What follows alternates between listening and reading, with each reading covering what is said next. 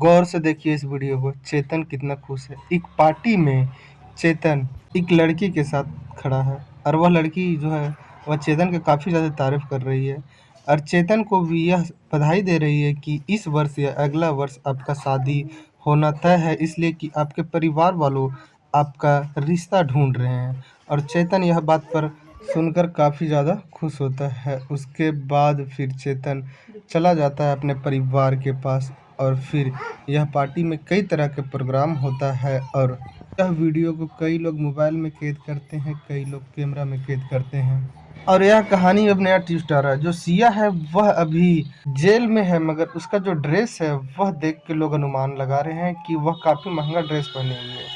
30,000 के आसपास का ऊपर का उसका टी शर्ट बताया जा रहा है। अगर वह जेल से कोर्ट जाती है तो महंगा महंगा ड्रेस पहन के जाती है। इससे लोगों का अनुमान यह लग रहा है कि उसे जो थाना में भी कोई जो अधिकारी है वह मदद कर रहा है, इसलिए कि अगर कोई जेल में रहता है तो सभी के लिए एक ही तरह के पहनावा ओढ़ावा और रहन सहन होता है, लेकिन सिया को कुछ अलग तरह का पहनावा ओढ़ावा दिया जा रहा है। इस पे मीडिया वालों का नज़र गया और उसके बाद मीडिया वाले बात रखे हैं। और फिर इसमें एक और खुलासा हुआ है कि जो चेतन था, जो कि सिया का बॉयफ्रेंड था, वह जिस दिन केतन को में धकेलने वाला था, उस दिन वह जो टी शर्ट पहन के गया था वह 1500-1600 का था।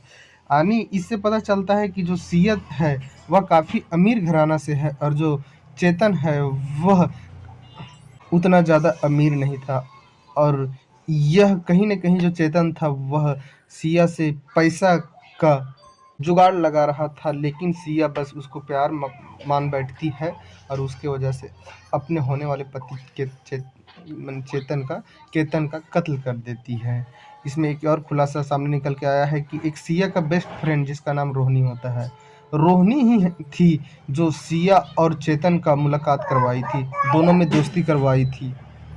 और जब रोहिणी को पता चला कि सिया का कहीं रिश्ता लग रहा है, शादी लग चुका है, उसका नाम केतन है, तो फिर सिया को रोहिणी भड़काना चालू करती है। रोहिणी एक दिन सिया से बोलती है कि अपना होने वाले पति से 1 करोड़ का डिमांड करो। तो जो सिया है वह बोलती है कि कारण क्या है, क्यों? अगर वो पूछेंगे हमें कि क्या करना है पैसा का, तो मैं क्या बताऊंगा। तो जो रोहिणी है वह बताती है कि बोलो हमें शॉपिंग करना है, लहंगा लेना है और वगैरह वगैरह, और महंगा महंगा कपड़ा आता है, इसमें 1 करोड़ का खर्च हो जाएगा। और सिया जो है वह अपने होने वाले पति केतन से 1 करोड़ का डिमांड ही करती है, उसे 1 करोड़ मिल भी जाता है और वह 1 करोड़ अपना बॉयफ्रेंड जो चेतन है उसको देती है। 80 लाख रुपया चेतन रखता है और 20 लाख रुपया देता है रोहिणी को। चेतन को इसलिए सिया पैसा देती है कि चेतन बेरोजगार था। वह एक खिलाड़ी ज़रूर था, लेकिन उसके पास खुद का बिजनेस नहीं था, उसके पास अर्निंग का कोई स्रोत नहीं था। और सिया चाहती थी कि शादी से पहले जब हम अपने परिवार को बताएंगे कि हम चेतन को पसंद करते हैं, तो वो लोग जब देखेंगे कि यह इसके पास रोज़गार क्या है, अगर कुछ भी रोज़गार नहीं होगा इसके पास, तो शायद हमारे परिवार वाले इसे पसंद नहीं करेंगे। इसलिए वह 1 करोड़ देती है सिया चेतन को बिजनेस करने के लिए, लेकिन 1 करोड़ में 20 लाख रोहिणी को दे दिया जाता है और 80 लाख रुपया चेतन रखता है। लेकिन उसमें जो चेतन है वह कोई रोजगार खड़ा नहीं करता है, वह पैसा को अलूल जलूल में खर्चा कर रहा था और कुछ पैसा को सेविंग करके रखा था। और वक्त धीरे धीरे आगे बढ़ता है, फिर जो रोहिणी है वह भड़काना चालू करती है सिया को कि जो तुम्हारे होने वाले पति है उसको तुम मार दो, तभी तुम्हें चेतन मिल पाएगा। इसमें एक बात और पता चलता है कि जो रोहिणी है वह चेतन से प्यार किया करती थी और ये दोनों शादी करने का विचार मन में बना लिए थे, लेकिन ये दोनों उतना ज़्यादा पैसा वाला थे नहीं। इन लोग को लगा कि मोहरा बनाते हैं सिया को और सिया से पैसा ले लेते हैं, उसके बाद सिया को छोड़ देंगे, या तो फिर सिया एक पैसा का दुकान है, अगर उससे शादी भी करना पड़ेगा तो क्या दिक्कत है, उससे पैसा आता रहेगा। लेकिन सिया को इसका भनक नहीं लगता है और जितना भी इसमें खुलासा हो रहा है, हर दिन एक नया खुलासा हो रहा है सिया के बारे में, सिया के परिवार वालों के बारे में, और यह सारा खुलासा नया है और इसमें कितना सच्चाई है अब इसमें जांच होगा, तभी सामने निकल के आ पाएगा कि हाँ, क्या रोहिणी सिया का बेस्ट फ्रेंड है। लेकिन रोहिणी अभी गायब है। जब पुलिस ढूंढते ढूंढते रोहिणी के घर जाती है तो देखती है कि रोहिणी घर से गायब है।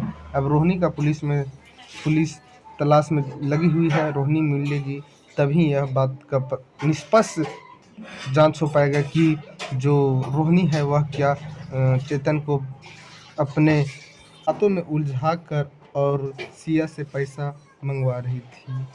और इसमें केतन जो था वह काफ़ी ज़्यादा निर्दोष था, फिर तो जान ही रहे थे। लेकिन सिया का लगातार कहना है कि जो केतन था उसका जो बात करने के बाद आवाज़ लड़खड़ाता था, हकलाता था और जो बाल में पेच लगाता था, वही सब हमें पसंद नहीं आ रहा था, जिस वजह से इतना बड़ा कदम उठाना पड़ा। लेकिन कई ऐसा बर्ताव जो था सिया का, वह मीडिया वाले देखे, वहाँ भी जो देखे, वह सिया का यह घमंड बताया जा रहा है। और एक बात और इसमें पता चल रहा है कि जो सिया है वह जो एक और केस हुआ था राजा रघुवंशी वाला, वह जब देखी कि सोनम रघुवंशी राजा रघुवंशी का कत्ल करके वह जेल से बाहर है बेल पे, तो हम भी जेल में जाने के बाद बेल पे बाहर आ जाएंगे। लेकिन सिया के पास ऐसा हो नहीं रहा है।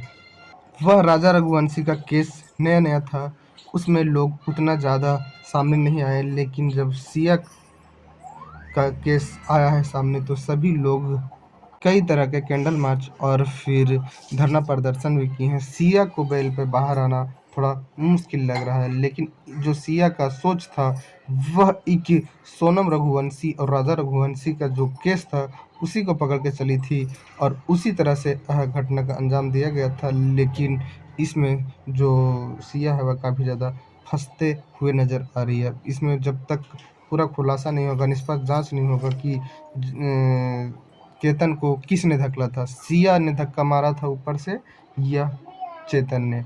अब इसमें जब खुलासा होगा तभी सभी को सच्चाई का पता चल पाएगा। इस कहानी में इतना ही। जय हिंद, जय भारत।